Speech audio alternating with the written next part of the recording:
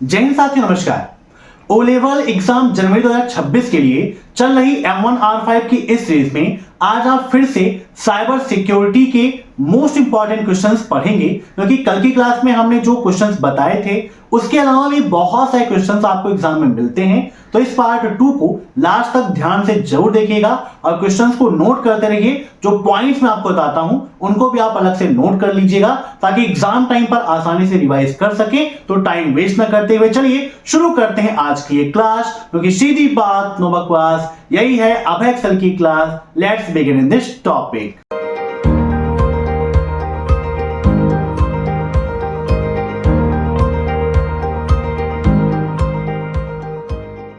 आज का पहला प्रश्न है, एथिकल हैकिंग का प्रारंभिक चरण कौन सा है? The initial phase of ethical hacking is DNS poisoning, food printing, ARP poisoning या ऑप्शन डी। इन सभी क्वेश्चंस को आप सभी लोग मॉक टेस्ट के रूप में लेते रहिए और कमेंट बॉक्स में आंसर्स देते रहिए। वीडियो के लास्ट में आप जरूर बताइएगा कि आपके कितने क्वेश्चन सही हुए हैं। यहाँ पर बात की गई है एथिकल हैकिंग की, तो पहले हम ये जान लेते हैं कि एथिकल हैकिंग क्या होती है। तो एथिकल हैकिंग को हम बोलते हैं व्हाइट हैट हैकिंग। क्या बोलते हैं? व्हाइट हैट हैकिंग के नाम से जानते हैं एथिकल हैकिंग का। यह एक प्रकार का ऐसा एथोराइज एक्सेस है, एक ऐसा प्रयास है जिसमें कंप्यूटर सिस्टम, एप्लीकेशन या डेटा में कमजोरियों का पता लगाने के लिए जो ब्लैक हैट हैकर्स हैं उनके द्वारा जो चीज़ें उपयोग की जाती हैं, सेम एथिकल हैकिंग में भी जो हैकर्स हैं उसी को यूज़ करते हैं। लेकिन दोनों में अंतर ये है कि जो ब्लैक हैट हैकर्स हैं, मीन्स जो दुर्भावनापूर्ण हैकर्स हैं, वो आपको क्षति पहुंचाते हैं, आपको नुकसान पहुंचाते हैं। लेकिन जो वाइट हैट हैकर्स हैं वो आपके सिस्टम में जो हैकिंग की प्रॉब्लम्स हैं, जो वहाँ पर कमजोरियाँ हैं, उनको दूर करने का प्रयास करते हैं। और ये अनएथोराइज नहीं होता है, ये एथोराइज एक्सेस होता है। मीन्स यहाँ पर हैकर आपसे पूछने के बाद, आपकी परमिशन के बाद ही आपके सिस्टम को एक्सेस करता है और सही करता है। ठीक है, अब इसके बारे में और जान लेते हैं कि क्या होता है। तो यहाँ पर इसका जो राइट आंसर है वो हो जाएगा आपका क्या? Option B, food printing. ठीक है, फूड प्रिंटिंग। फूड प्रिंटिंग क्या होता है ये भी आपके लिए इंपॉर्टेंट है। तो फूड प्रिंटिंग एक ऐसी एथोराइज प्रक्रिया है जिसमें क्या किया जाता है कि जो भी संभावित कमजोरियां हैं उसको पहचानने के लिए एक सिस्टम का उपयोग किया जाता है जिसे ही हम कहते हैं फूड प्रिंटिंग। ठीक है, एक ऐसा प्रोसेस अपनाया जाता है जिससे कि जो भी वहाँ पर उस नेटवर्क में या फिर उस सिस्टम में, उस नेटवर्क में जो भी आपको लगता है कि ये कमजोरियाँ हो सकती हैं, जो वहाँ पर उसके मेजर पीक पॉइंट्स हैं लो वाले, उनको वहाँ से हम डिटेक्ट कर सकते हैं फूड प्रिंटिंग के माध्यम से। ठीक है, अब नेक्स्ट, निम्नलिखित में से कौन सा सभी सुरक्षा उपायों को दरकिनार करते हुए कंप्यूटर प्रोग्राम या संपूर्ण कंप्यूटर सिस्टम तक पहुंच प्राप्त करने का एक तरीका है? बताइए क्या होगा इसका right answer. Which of the below is a method of gaining access to a computer program or an entire computer system while covering all security measures? बताइए, ऑप्शन फर्स्ट, सेकेंड, थर्ड या फोर्थ, क्या होगा इसका right answer? तो इसका right answer हो जाएगा option first, backdoor. ठीक है, बैकडोर क्या है? बैकडोर आपका एक प्रकार का मैलवेयर प्रोग्राम है जो सिस्टम तक पहुंच प्राप्त करने के लिए जो मानक प्रमाणीकरण तंत्र है उसको बाईपास करता है, बाईपास से उसको निकालता है। मीन्स जो उसका एक स्टैंडर्ड है, उसका जो मानक है कि वहाँ से ऑथेंटिकेशन है, उसको बाईपास करके वो निकलने का काम करता है। या फिर हम ये कहें कि बैकडोर एक हिडन मेथड को डिफाइन करता है जो नॉर्मल ऑथेंटिकेशंस को बाईपास करने का काम करता है। साइबर सुरक्षा में बैकडोर से तात्पर्य किसी कंप्यूटर सिस्टम, नेटवर्क या एप्लीकेशन तक सामान्य प्रमाणीकरण और पहुंच नियंत्रण को दरकिनार करने की एक छिपी हुई विधि होती है। दूसरा देखिए, यहाँ पर बात की गई है ट्रोजन हॉर्स की। ट्रोजन हॉर्स भी आपके लिए इंपॉर्टेंट है, एग्जाम में से बहुत सारे क्वेश्चंस पूछ जाते हैं कि ट्रोजन हॉर्स क्या होता है या किस प्रकार से आपके कंप्यूटर को नुकसान पहुंचाता है। तो ट्रोजन हॉर्स आपका एक बहुत ही ज़्यादा हानिकारक कंप्यूटर प्रोग्राम होता है जो हमारे पूरे सिस्टम को अपने कंट्रोल में ले लेता है। ठीक है, जो ट्रोजन हॉर्स हैं वो अन्य मैलवेयर की तरह अपने आप को कॉपी नहीं करते हैं, परंतु ये सिस्टम में इंस्टॉल कर सकते हैं। मीन्स जो वायरसेस हैं, वायरस को सिस्टम में इंस्टॉल आसानी से कर सकते हैं। ट्रोजन हॉर्स को हम ओनली ट्रोजन के नाम से भी जानते हैं, ट्रोजन के नाम से भी जानते हैं, जिसको लोग धोखे से डाउनलोड कर लेते हैं और यह सोचते हैं कि ये फाइल सही है, परंतु ऐसा बिल्कुल भी नहीं होता है। यह लोगों को फंसाने की एक बहुत ही बड़ी ट्रिक होती है। जैसे आप लोग सुनते हैं ना कि किसी दोस्त की फेसबुक आईडी हैक हो जाती है और उसकी आईडी से मैसेज आते हैं कि इस गेम को डाउनलोड कर लो, ये बहुत बढ़िया गेम है ना। तो ये सभी क्या है, ट्रोजन के ही एग्जाम्पल्स हैं। ठीक है, अब ट्रोजन क्या क्या कर सकता है ये भी आपके लिए इंपॉर्टेंट है कि ट्रोजन का वर्क क्या है ना। तो ट्रोजन क्या कर सकता है, जो भी आपके सिस्टम की फाइलें हैं, सिस्टम की फाइलों को या जो भी आपका डेटा है उसको डिलीट कर सकता है, आपकी जो इंफॉर्मेशन है इंपॉर्टेंट उसको चुरा सकता है, आपके सिस्टम को लॉक कर सकता है ना, जो मैलवेयर्स हैं उसको डाउनलोड करके इंस्टॉल कर सकता है, सिस्टम को रीस्टार्ट कर सकता है।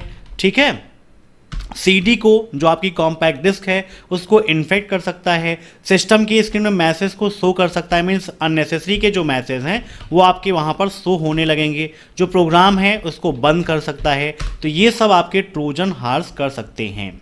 आप समझिए तो जिस प्रकार से मछली को पकड़ने के लिए पानी में जाल फेंका जाता है, उसी प्रकार से लोगों के क्रेडिट कार्ड, बैंक की जानकारी, पासवर्ड और अन्य संवेदनशील जानकारियों को चुराने के लिए साइबर अपराधी लोगों के ईमेल, फेसबुक या अन्य कम्युनिकेशन साधनों में से एक लिंक भेजते हैं, जिसे हम क्या कहते हैं, फिशिंग कहते हैं। क्योंकि यहाँ पर बात आ रही है फिशिंग की, तो फिशिंग क्या है, जैसे आप पानी में मछली है उसको पकड़ने के लिए उपयोग करते हैं, वैसे ही फिशिंग भी क्या है, आपके साथ में मिसकम्युनिकेशन करता है।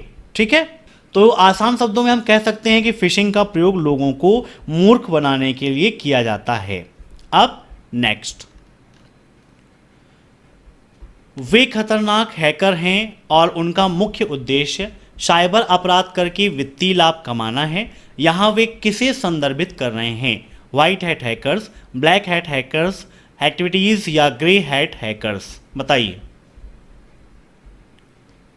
वो खतरनाक हैकर कौन से हैं जिनका प्रमुख उद्देश्य है साइबर अपराध करके वित्तीय लाभ कमाना, मीन्स फाइनेंशियल प्रॉफिट करना, किसका काम है? तो इसका राइट आंसर हो जाएगा option B, black hat hackers. आपके लिए इंपॉर्टेंट है तीनों, क्योंकि एग्जाम में पूछता है कि भाई हैकर्स क्या होते हैं और हैकर्स कितने प्रकार के होते हैं। तो हैकर क्या है, हैकर कोई कंप्यूटर सिस्टम नहीं है, हैकर कोई सॉफ्टवेयर नहीं है, हैकर क्या है, एक पर्सन ही है। हैकर एक व्यक्ति होता है जो कंप्यूटर, नेटवर्क, लाइनेक्स, क्रिप्टोग्राफी या अन्य कौशलों से परिचित होता है। एक क्वेश्चन एग्जाम में ये भी पूछता है कि हैकर को किन चीज़ों की जानकारी होती है, तो जिसे कंप्यूटर का कीड़ा कह सकते हैं, मीन्स कंप्यूटर के बारे में जो अच्छे तरीके से जानकारी रखे वही चीज़ों को हैक भी कर सकता है। ठीक है, अब यहाँ पर बात कर लेते हैं कि हैकर्स कितने प्रकार के होते हैं। तो हैकर्स 3 प्रकार के होते हैं, वाइट हैट हैकर्स और ब्लैक हैट हैकर्स यहाँ पर लिखा ही है। इसके अलावा वहाँ पर आपका एक ग्रे हैट हैकर्स भी होता है। कौन सा होता है? ग्रे हैट हैकर्स, यहाँ पर नोट कर लीजिएगा, ग्रे हैट हैकर्स। अब ये जो हैट हैकर्स, हैट मतलब जानते हैं आप, टोपी होती है ना, तो यहाँ पर जो हैट जो नेम है वो कहाँ दिया गया? तो अमेरिकी जो संस्कृति है वहाँ पर पुरानी जो पश्चिमी फिल्में हैं वहाँ पर जो नायक होते थे, है ना, मीन्स जो हीरो होते थे वो वाइट टोपी, है ना, या हल्के रंग की टोपी पहनते थे, और जो उसका विलेन होता था, विलेन ब्लैक कलर की टोपी पहनता था। इसीलिए उस अकॉर्डिंग ही यहाँ पर वाइट हैट हैकर्स और ब्लैक हैट हैकर्स नाम दिया गया है। ठीक है, अब यहाँ पर चलिए इनके बारे में थोड़ा सा डिटेल में हम पढ़ लेते हैं कि वाइट हैट हैकर्स क्या होते हैं। ठीक है, वाइट हैट हैकर्स नाम से ये सफ़ेद, मतलब जो गलत कार्य को ना करे। तो तो व्हाइट हैट हैकर्स को हम एथिकल हैकर्स के नाम से जानते हैं। किस नाम से जानते हैं? एथिकल हैकर्स के नाम से जानते हैं, जो प्रमाणित हैकर्स होते हैं। कैसे हैकर होते हैं? जो प्रमाणित हैकर्स हैं, जो कोर्स से हैकिंग सीखते हैं, है ना। एक होता है इलीगल पर्सन, और जो व्हाइट हैट हैकर्स हैं ये लीगल पर्सन से होते हैं, ठीक है। ये बिल्कुल अच्छे होते हैं, ये हमारे डेटा को, वेबसाइट्स को सुरक्षित करने की कोशिश करते हैं। साथ ही साथ जो साइबर हमले हैं उसमें वृद्धि के साथ साथ संगठनों और सरकारों को ये समझ में आ गया है कि उन्हें एथिकल हैकर्स की बहुत ही ज़्यादा आवश्यकता है, क्योंकि ये हमारे डेटाबेस को, हमारे सॉफ्टवेयर को मेलवेयर, फिशिंग, एसक्यूएल इंजेक्शंस और जो भी वायरसेस हैं उनसे बचाने का काम करते हैं। एथिकल हैकर कानूनी हैकर होते हैं, मीन्स ये कोई भी इलीगल वर्क नहीं करते हैं। अब उसके बाद बात आती है ब्लैक हैट हैकर्स की। किसकी बात आती है? ब्लैक हैट हैकर्स की। ये क्या होते हैं? जो बिना यूज़र के, बिना मालिक के परमिशन के सिस्टम में एक्सेस कर जाते हैं। ये सिस्टम की कमजोरियों का पता लगाते हैं और फिर अवैध रूप से, इलीगल रूप से सिस्टम को हैक करते हैं। और ये अपने कौशल का उपयोग किस लिए करते हैं? लोगों को धोखा देने के लिए, लोगों को नुकसान पहुंचाने के लिए ब्लैक हैट हैकर्स कार्य करते हैं, ठीक है। इसके अलावा बहुत सारे पर्सन्स हैं जो बदला लेने के लिए, किसी व्यक्ति से बदला लेने के लिए भी इसका उपयोग करते हैं, ठीक है। अब उसके बाद बात आती है ग्रे हैट हैकर्स की। किसकी बात आती है? Grey hat hackers. ये कौन होते हैं इसके बारे में भी जान लीजिए। तो जो ब्लैक हैट हैकर्स और वाइट हैट हैकर्स दोनों का मिक्सचर होता है, कौन सा? Grey hat hackers. ब्लैक और वाइट का कॉम्बिनेशन होता है। इस प्रकार के हैकर्स जो होते हैं वो मालिक की अनुमति के बिना सिस्टम में कमजोरियां ढूंढ लेते हैं, परंतु यह नुकसान नहीं पहुंचाते हैं। ये आपकी इन्फॉर्मेशन को जान लेंगे कहाँ पर कोई दिक्कत है, फिर आपको बता भी देंगे कि भाई आपने यहाँ पर ये गलतियाँ की हैं, ऐसे भी यहाँ पर होते हैं, ठीक है। और कभी भी ये ब्लैक हैट हैकर्स के साथ में इन्फॉर्मेशन को शेयर नहीं करते हैं। मीन्स ये समस्याओं को ढूंढते हैं और मालिक को रिपोर्ट करते हैं, और कभी कभी उसको ठीक करने के लिए थोड़ी सी राशि का अनुरोध भी करते हैं कि भाई आपकी साइट में, आपके सिस्टम में ये प्रॉब्लम है और इसको हम ऐसे सही करेंगे, हमें इतने रुपए का पेमेंट आप पे कर दीजिए। तो वो होते हैं ग्रे हैट हैकर्स। तो समझ गए होंगे आप कि ये तीनों चीज़ें क्या होती हैं। अब आइए देखते हैं हम नेक्स्ट क्वेश्चन। सर्किट स्तरीय गेटवे फायरवॉल में निम्नलिखित में से कौन से नुकसान हैं? बताइए क्या होगा इसका right answer? They are expensive, they are complex in architecture, they do not filter individual packets, या they are complex to set up। तो यहां पर इसका राइट आंसर हो जाएगा they do not filter individual packets। वे जो हैं इंडिविजुअल पैकेट्स को फिल्टर नहीं करते हैं। जो आपका सर्विस लेवल गेटवे है ये आपका एक फायरवॉल का ही प्रकार है और यह सेशन लेयर पर काम करता है। किस पर काम करता है? नोट डाउन कर लीजिएगा, OSI मॉडल की सेशन लेयर पर काम करता है और ये बिल्कुल प्रॉक्सी की तरह काम करता है। किसकी तरह? प्रॉक्सी की तरह कार्य करता है, ठीक है। अब नेक्स्ट, निम्नलिखित में से किसे एक प्रकार के कंप्यूटर खतरे के रूप में वर्गीकृत किया जा सकता है? Which of the below can be classified as a type of computer threat? DOS attack, phishing, या ऑप्शन सी या ऑप्शन डी, बोथ एंड सी। क्या होगा इसका राइट आंसर? तो साइबर खतरे के रूप में कौन सा है ये बताइए, काफी इंपॉर्टेंट है। तो देखिए आपका डॉस अटैक ये भी आपका साइबर खतरा ही है, फिशिंग भी आपका साइबर अटैक के अंडर में ही आता है। तो यहाँ पर इसका राइट आंसर हो जाएगा ऑप्शन डी, ए और बी दोनों, ठीक है। अब डॉस अटैक क्या होता है ये भी आप समझ लीजिए, आपके लिए इम्पॉर्टेंट है। डॉस का यहाँ पर फुल फॉर्म क्या होता है? जैसे MS DOS में डिस्क ऑपरेटिंग सिस्टम होता है, लेकिन यहाँ पर ये नहीं होता, यहाँ पर होता है डिनायल ऑफ सर्विसेज। क्या होता है? डिनायल ऑफ सर्विस होता है डॉस का फुल फॉर्म। इसका काम क्या होता है कि कोई भी नेटवर्क ट्रैफिक है वहाँ पर ट्रैफिक की बाढ़ ला देता है। मीन्स किसी भी वेबसाइट पर फर्जी का इतना ज़्यादा ट्रैफिक ला देगा कि वह वेबसाइट क्रैश हो जाएगी, वह वेबसाइट जो नॉर्मल यूज़र है उसको नहीं दिखाई देगी, ठीक है। तो डॉस अटैक का मेन काम यही है, लोगों के लिए संसाधनों को अनुपलब्ध कराना। ये कैसे काम करता है? तो ये क्या करता है, अधिक ट्रैफिक भेज देगा, संसाधनों का अति प्रयोग कर देगा, सेवा में बाधाएं उत्पन्न करने का काम करता है। ठीक है, समझ गए? जैसे कि कोई वेबसाइट है, उस वेबसाइट पर इतना ज़्यादा ये HTTP रिक्वेस्ट भेज देगा कि वह वेबसाइट आपकी क्रैश हो जाएगी या फिर उस वेबसाइट की स्पीड है बहुत स्लो हो जाएगी। जैसे आप किसी वेबसाइट को एक्सेस करते हैं तो कई बार वहाँ पे आता है ना, site can not be reached. इसका मतलब कि वहाँ पर यूजर्स की संख्या अधिक हो गई है जितनी उसकी कैपेसिटी है। या फिर एक ईमेल सर्वर को बड़ी संख्या में ईमेल भेजना जिससे वह नए ईमेल प्राप्त करना बंद कर दे। जैसे मान लीजिए आपकी ईमेल है, उस ईमेल पर इतने अधिक ईमेल भेज दिए जाएं कि आपको जो लीगली ईमेल मिलना है वो मिलना बंद हो जाए। अब डॉस और DDoS दोनों में अंतर है। DOS और DDoS दोनों में क्या अंतर है ये भी आप समझ लीजिए। जो DDoS है वो डॉस हमले की तुलना में बहुत ही ज़्यादा शक्तिशाली होता है। ये तो क्या करता है, सिर्फ ट्रैफिक को बढ़ाता है, लेकिन DDoS जो है वो बहुत सारे स्रोतों से एक साथ में हमला कर सकता है। ठीक है, याद रखिएगा। अब नेक्स्ट, सिस्टम हैकिंग में निम्नलिखित में से कौन सी सबसे महत्वपूर्ण गतिविधि है? In system hacking which of the below is the most curricular activities?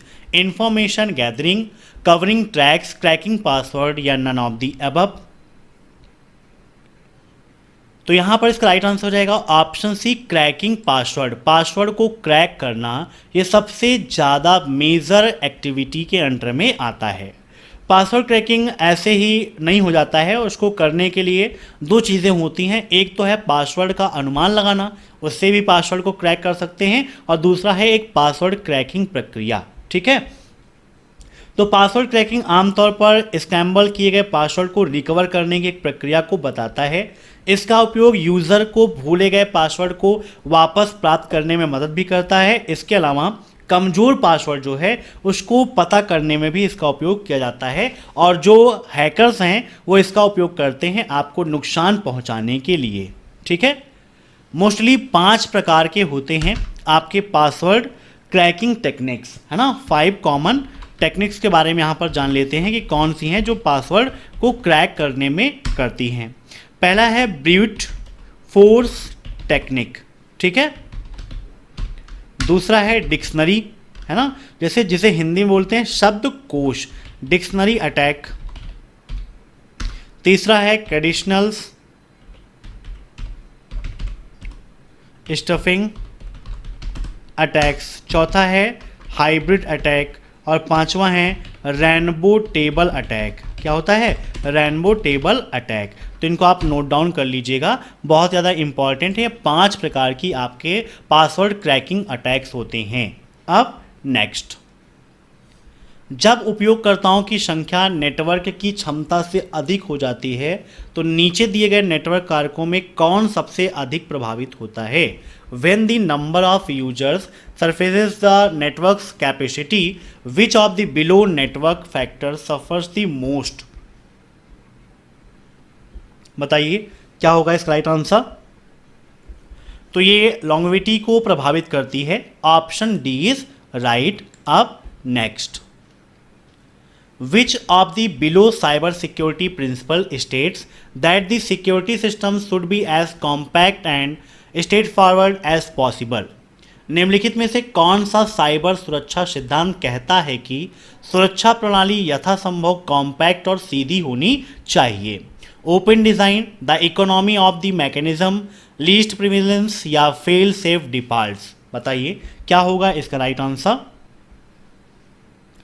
तो सुरक्षा डिज़ाइन के संदर्भ में हम देखें तो जो the economy of mechanism word है ये सुरक्षा के वांछित स्तर को प्राप्त करने के लिए सबसे सरल और सबसे कुशल सुरक्षा तंत्र का उपयोग करने के लिए सिद्धांत को संदर्भित करता है। यह क्या करता है? जो भी संभावित कमजोरियां हैं उसको कम करता है ना। मीन्स जो कमजोरियां हैं उनको कम करने का काम करता है, और समग्र सुरक्षा स्थिति में वहाँ पर जो सुधार की संभावनाएं हैं उस सुधार की संभावनाओं को बढ़ाने के लिए, सुधारने के लिए ही यहाँ पर इसको डिज़ाइन किया गया है। ठीक है, तो याद रखिएगा इसका राइट आंसर हो जाएगा option B, the economy of the mechanism. ठीक है, अब next, Which of the below malware types permits the hacker to access administrative control and do nearly everything he wants with the infected system? निम्नलिखित में से कौन सा malware प्रकार hackers को प्रशासनिक नियंत्रण तक पहुंचने और संक्रमित सिस्टम के साथ लगभग वह सब कुछ करने की अनुमति देता है जो वह चाहता है? रैट्स, वर्म्स, रूटकिट्स या बॉटनेट्स? बहुत ही इंपॉर्टेंट क्वेश्चन है, इसको ध्यान से समझिएगा क्योंकि ये टॉपिक, ये चैप्टर आपके लिए बहुत ज़्यादा इंपॉर्टेंट है। अगर वीडियो पसंद आ रहा हो तो प्लीज़ आप सभी लोग लाइक करके वीडियो को शेयर कर दीजिए और कमेंट बॉक्स में रिव्यू जरूर दीजिएगा। तो यहाँ पर बात की गई है कि कौन सा ऐसा मैलवेयर प्रकार का हैकर है जो प्रशासनिक नियंत्रण तक पहुँचने और संक्रमित सिस्टम के साथ साथ लगभग वह सब कुछ करने की अनुमति देता है जो वह चाहता है। तो इसका राइट आंसर हो जाएगा ऑप्शन फर्स्ट, रैट्स। अब इसका फुल फॉर्म क्या है, यह आपके लिए इंपॉर्टेंट एग्जाम में पूछता है। तो रैट्स का फुल फॉर्म होता है रिमोट एक्सेस ट्रोजन्स। क्या होता है? रिमोट एक्सेस ट्रोजन्स होता है रैट का फुल फॉर्म, ठीक है, जो हैकर को एडमिनिस्ट्रेटिव पावर देता है अपने डिवाइसेस के ऊपर। अब यहाँ पर ये क्या है, आपका एक मालवेयर प्रोग्राम है जो अटैकर को इस चीज़ के लिए अलाउ करता है कि आप रिमोट कंट्रोल ले सकते हो, ठीक है, आप रिमोट कंट्रोल प्राप्त करके आप सिस्टम को अपने हिसाब से यूज़ कर सकते हो। दूसरा यहाँ पर बात की गई है रूटकिट्स की। रूटकिट्स क्या है, ये भी आपका लिए इम्पॉर्टेंट है। तो रूटकिट आपका एक मैलवेयर प्रोग्राम है जो कंप्यूटर सिस्टम तक अनएथोराइज्ड एक्सेस प्राप्त करने के लिए और अपनी उपस्थिति को छुपाने के लिए डिज़ाइन किया गया है। मीन्स इसका उपयोग करते हैं कंप्यूटर पर अनएथोराइज्ड एक्सेस प्राप्त करना, और ये स्वयं को हाइड भी रखता है। ऐसा नहीं कि सामने से आप कहीं पर उसको पकड़ लें या पा लें, ये स्वयं को वो उपस्थित रहेगा लेकिन अपने आप को छुपाने का भी प्रयास करता है, ठीक है। इसकी मदद से क्या कर सकते हैं, आपके सिस्टम में जो भी आप काम कर रहे हैं उन फाइलों को, उन प्रक्रियाओं को या संशोधित करने का काम भी करता है। मीन्स उसको वो अपने अकॉर्डिंग चेंज कर देगा, डिलीट कर देगा, ये सब काम करता है रूटकिट्स, ठीक है। अब उसके बाद बात आती है बॉटनेट्स की। बॉटनेट्स क्या होती हैं, जो मैंने आपको बताया है प्रीवियस क्लासेस में कि एक प्रकार के बॉट हुए जो एक प्रकार का आप कह सकते हैं रोबोट टाइप सिस्टम होता है, ठीक है। तो यहाँ पर क्या है कि जो हैकर्स द्वारा नियंत्रित कंप्यूटरों या उपकरणों से बना होता है आपका ये बॉट, जिसका उपयोग विभिन्न प्रकार के साइबर हमलों को अंजाम देने के लिए करते हैं, जैसे डेटा चोरी है, स्पैम वितरण है, DDoS हमले हैं, वो बॉटनेट्स की मदद से ही किए जाते हैं, ठीक है। अब नेक्स्ट, पहला हैकर सम्मेलन निम्नलिखित में से किस स्थान पर आयोजित किया गया था? बताइए, पहला हैकर सम्मेलन कहां पर आयोजित किया गया था? तो यहां पर इसका राइट आंसर हो जाएगा ऑप्शन सी, DEFCON। ये हैकर सम्मेलन में सबसे बड़ा नाम है, ठीक है। अब नेक्स्ट, जब किसी IT उपकरण, सेवा या सिस्टम को सुरक्षा जांच की आवश्यकता होती है तो सुरक्षा परीक्षण शब्द का प्रयोग किया जाता है। When any IT devices, services or system requires security checks, the term security testing is employed. Threat या सेकेंड ऑप्शन या थर्ड या फिर फोर्थ, क्या होगा इसका राइट आंसर? तो यहां पर इसका राइट आंसर हो जाएगा option C, objective of evaluations, ठीक है, ऑप्शन सी इज राइट। अब नेक्स्ट, नेटवर्क प्रवाह का विश्लेषण करने और ट्रैफिक की निगरानी करने के लिए निम्नलिखित में से किसका उपयोग किया जाता है? Managed detection and response, cloud access security brokers, network traffic analysis या यहां पर नन ऑफ दीज? बताइए क्या होगा इसका राइट आंसर? तो यहां पर इसका राइट आंसर है option C, network traffic analysis, जिसे शॉर्टकट में कहते हैं NTA, नेटवर्क ट्रैफिक विश्लेषण। नेटवर्क ट्रैफिक की निगरानी, टेस्टिंग और विश्लेषण करने की प्रक्रिया है ताकि यह समझा जा सके कि डेटा कैसे चल रहा है, मीन्स डेटा का फ्लो कैसे है, कैसे प्रवाहित होता है, और जो भी संभावित सुरक्षा खतरे हैं, जो प्रदर्शन समस्याएं हैं या असामान्य गतिविधियां हैं, उनको भी पहचाना जा सके। दूसरा यहाँ पर है CASB, इसको शॉर्टकट में क्या कहते हैं, CASB कहते हैं। A cloud access security broker एक प्रकार का सिक्योरिटी सॉफ्टवेयर है जो आपका यूज़र और क्लाउड सर्विस प्रोवाइडर्स के बीच में इंटरमीडिएटी एक्ट के रूप में काम करता है। ठीक है, अब नेक्स्ट, देन नेक्स्ट है dot dot dot is one of the safest Linux operating system offering invisibility and an incognito mode to protect user data. Dot dot dot सबसे सुरक्षित लाइनेक्स ऑपरेटिंग सिस्टम में से एक है जो यूजर डेटा की सुरक्षा के लिए अदृश्यता और एक गुप्त मोड की पेशकश करता है। फेडोरा, टेल्स, उबंटू या ओपन SUSE। बताइए क्या होगा इसका राइट आंसर। तो यहां पर इसका राइट आंसर हो जाएगा option B, tales.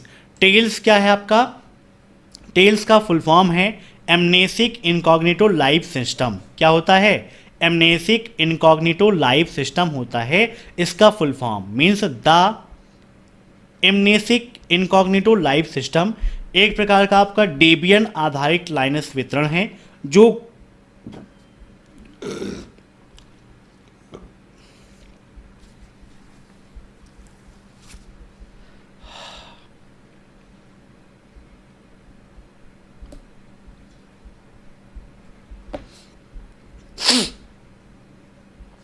dot dot dot is one of the safest Linux operating system offering invisibility and incognito mode to protect user data.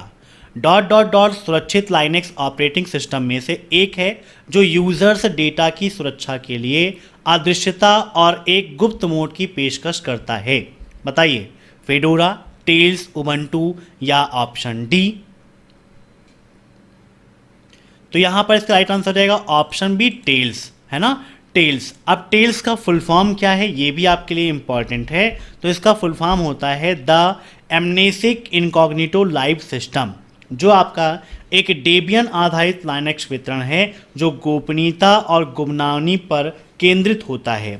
यह पूरी तरह से आपका USB ड्राइव के माध्यम से चलता है, USB ड्राइव के माध्यम से चलता है और सभी इंटरनेट कनेक्शनों के लिए टोर नेटवर्क का उपयोग करता है जिससे उच्च स्तर की सुरक्षा और गुमनामी सुनिश्चित होती है।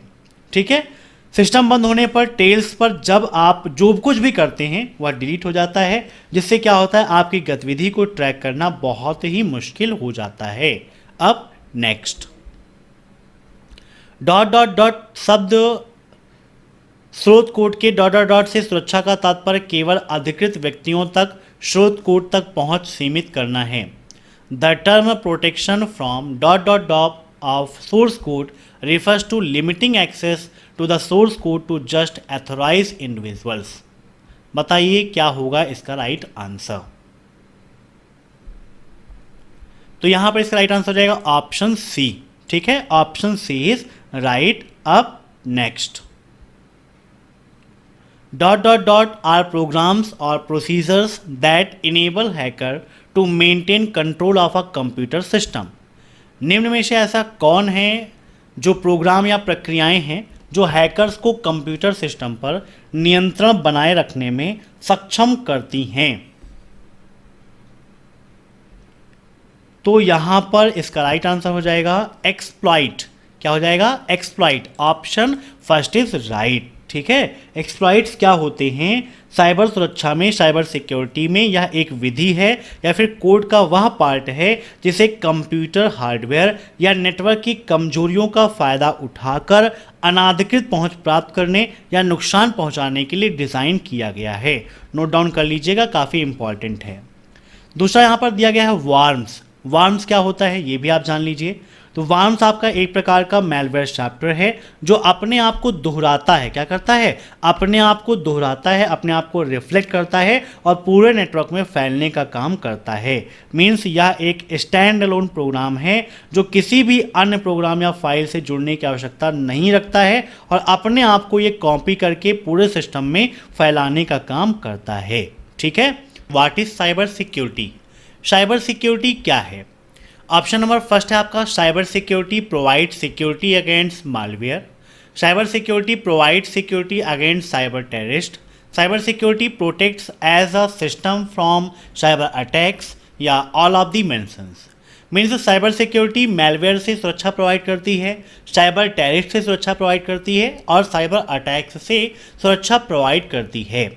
इन सभी क्वेश्चंस को आप सभी लोग मॉक टेस्ट के रूप में लेते रहिए और कमेंट बॉक्स में आंसर्स देते रहिए। वीडियो के लास्ट में आप जरूर बताइएगा कि आपके कितने क्वेश्चन सही हुए हैं।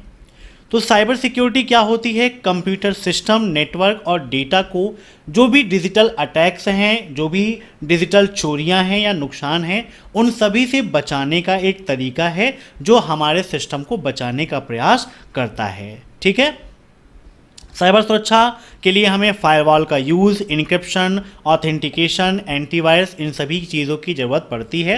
इन्हीं की मदद से हम अपने आप को सुरक्षित रख सकते हैं। दूसरा, आप जानते हैं कि साइबर सिक्योरिटी कितने प्रकार की होती हैं? तो cloud security, application security, network security, and point security और इंटरनेट सिक्योरिटी, ये मेन पॉइंट्स हैं साइबर सिक्योरिटी के हैं, मीन्स मेन टाइप्स हैं साइबर सिक्योरिटी के।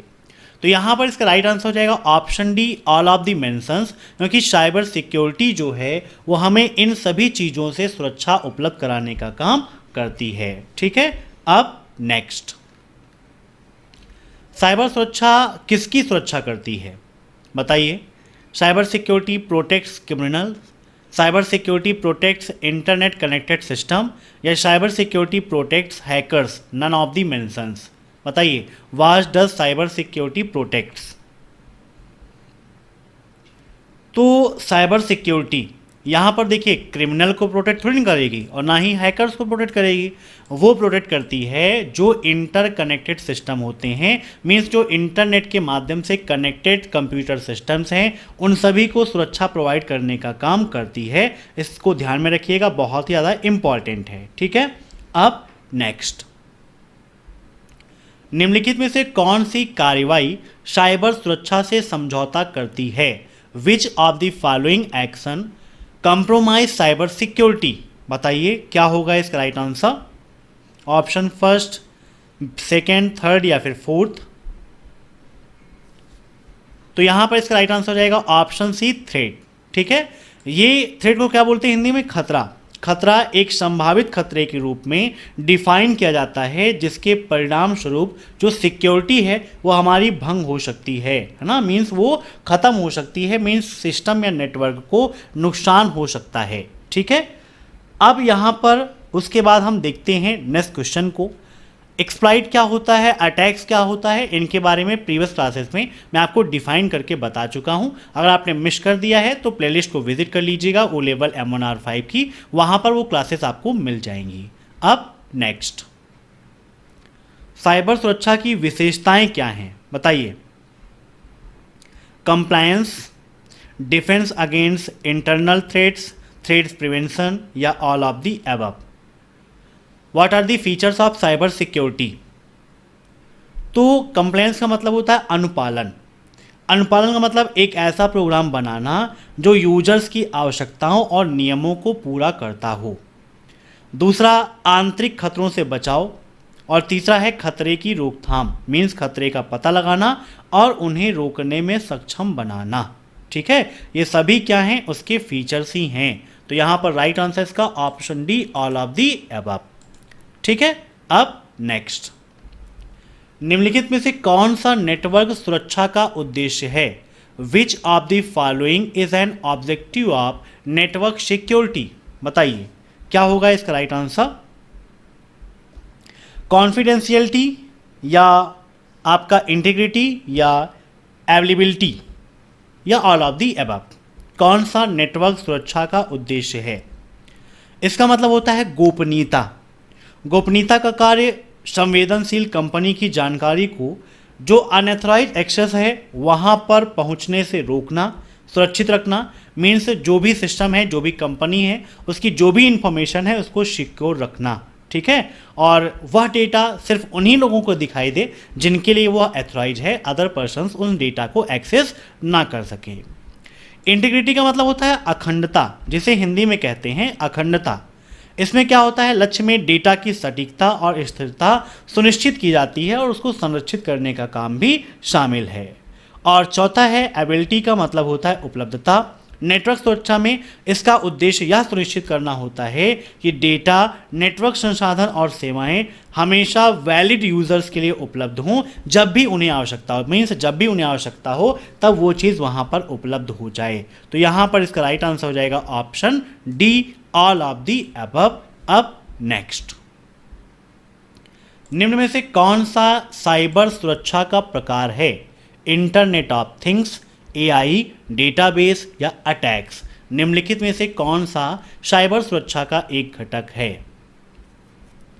तो यहां पर इसका राइट आंसर हो जाएगा option first, internet of things.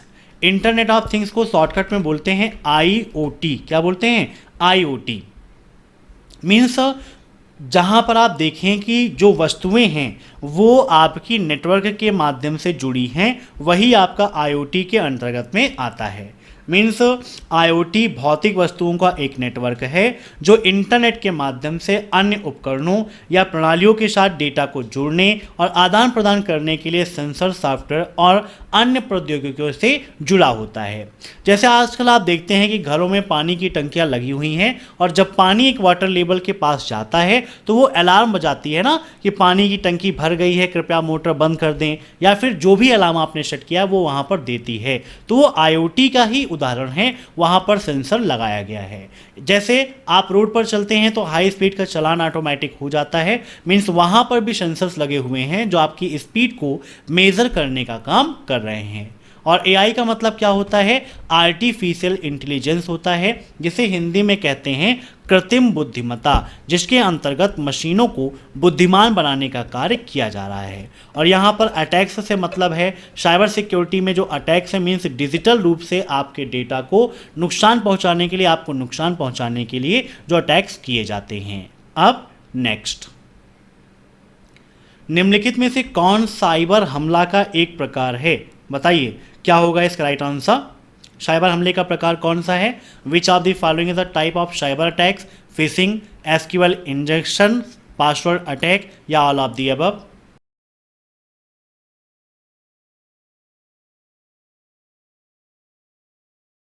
तो यहां पर इसका राइट आंसर हो जाएगा option D, all of the above.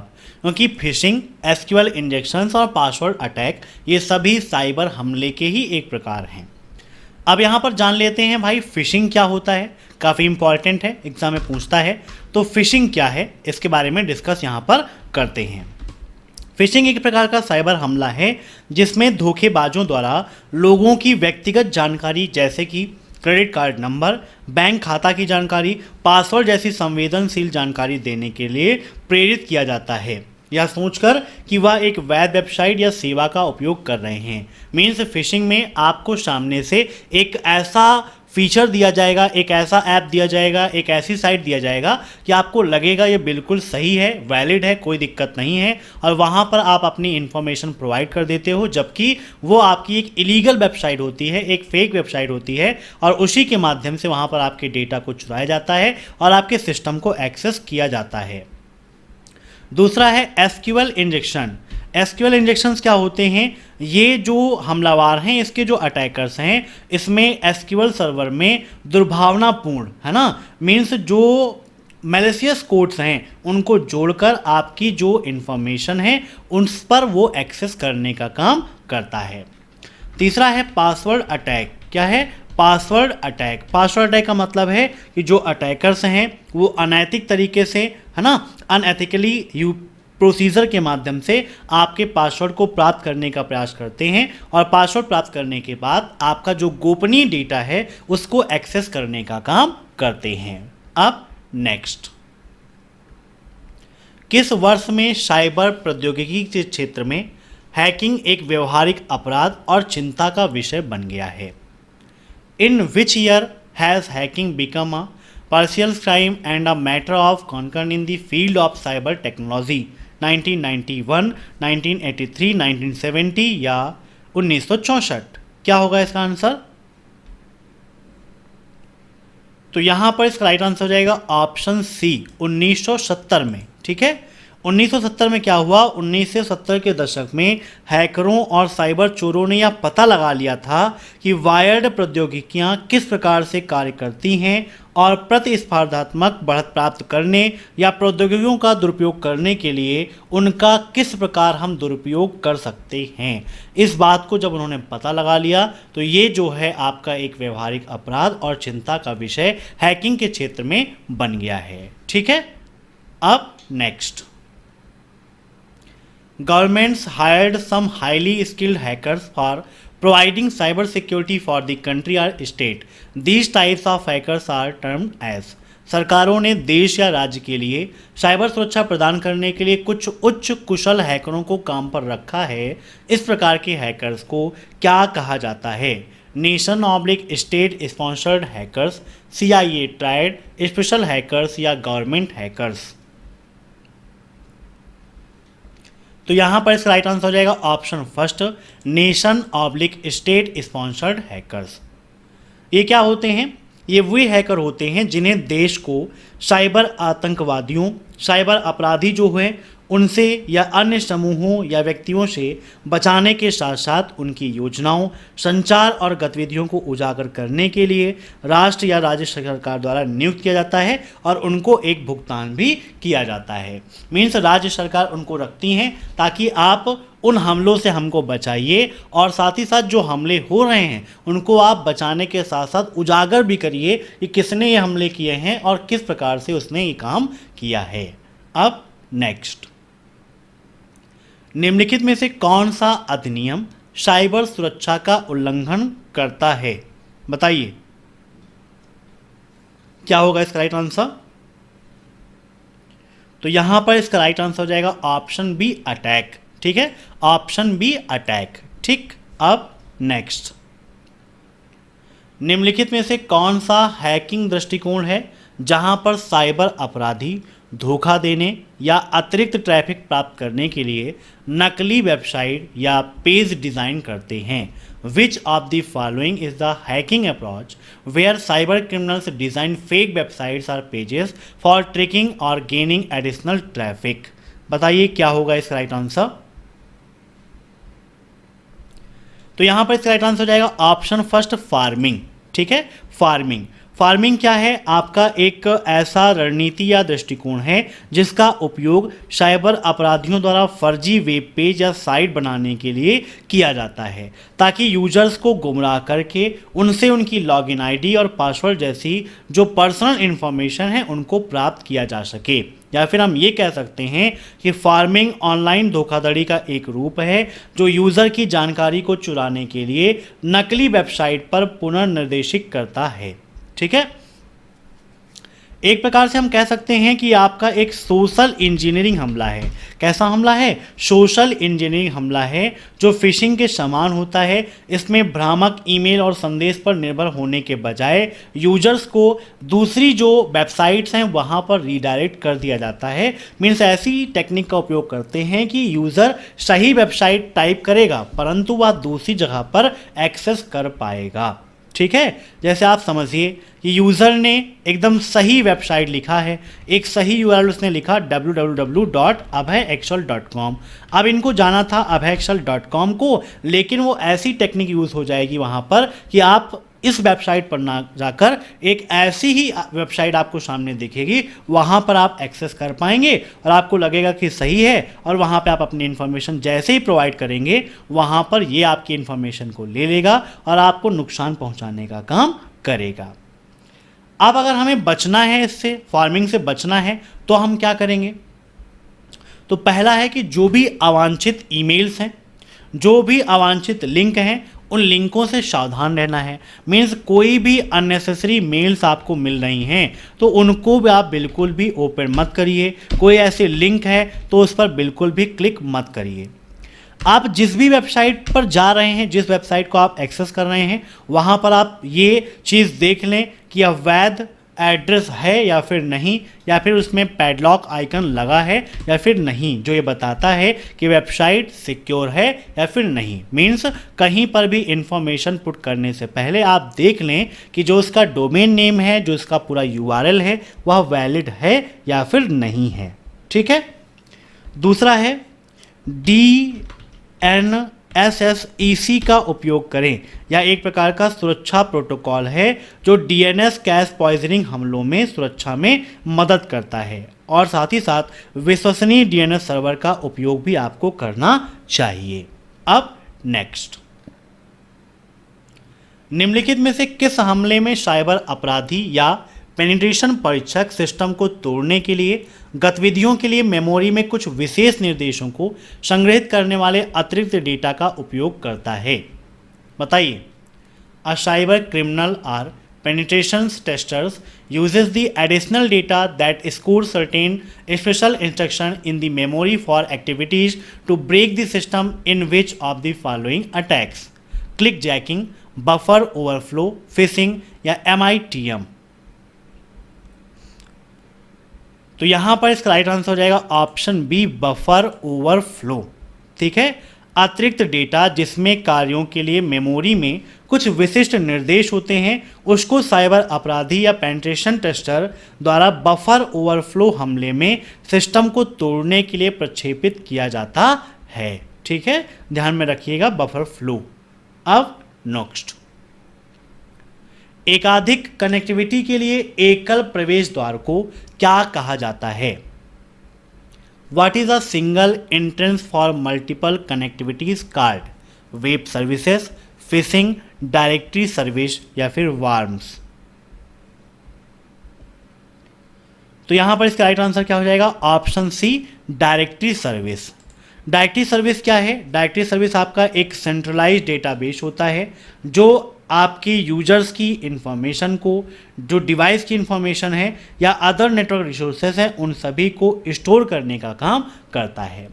जैसे कि मोबाइल में फ़ोन बुक होता है ना, जिसमें कॉन्टैक्ट बुक में आप क्या है सभी के नंबर्स को स्टोर करके रखते हो, वैसे ही कंप्यूटर नेटवर्क में डायरेक्टरी सर्विस जो है वो फ़ोन बुक का काम करती है, same to same phone book का काम करती है। अब नेक्स्ट, हैकर शब्द की उत्पत्ति कहाँ से हुई? बताइए। MIT से, न्यूयॉर्क यूनिवर्सिटी से, हार्वर्ड यूनिवर्सिटी से या बेल्स लैब से? MIT। तो राइट आंसर भी क्या है? Option first, MIT। हैकर शब्द की उत्पत्ति MIT से हुई थी, जिसको हम कहते हैं मैसाचुसेट्स इंस्टीट्यूट ऑफ टेक्नोलॉजी। ठीक है, इसका फुल फॉर्म होता है, इसको आप ध्यान में रखिएगा।